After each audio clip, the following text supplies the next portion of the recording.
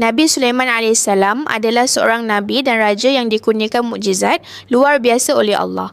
Baginda memiliki kebijaksanaan yang tiada tandingan, boleh memahami bahasa haiwan serta mampu mengawal angin dan jin. Dengan kelebihan ini, Nabi Sulaiman membina kerajaan yang kuat dan makmur. Salah satu kisah terkenal baginda ialah pertemuannya dengan Ratu Balqis dari kerajaan Sabah. Burung hudhud melaporkan kepada Nabi Sulaiman bahawa Balqis dan kaumnya menyembah matahari.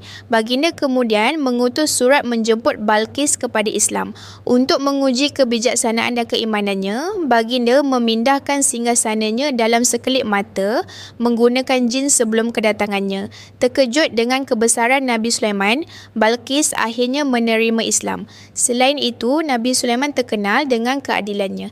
Dalam satu kes, dua wanita berebut seorang bayi. Baginda mencadangkan membelah bayi itu dan si ibu sebenar segera menyerahkan haknya membuktikan kasih sayangnya yang tulus.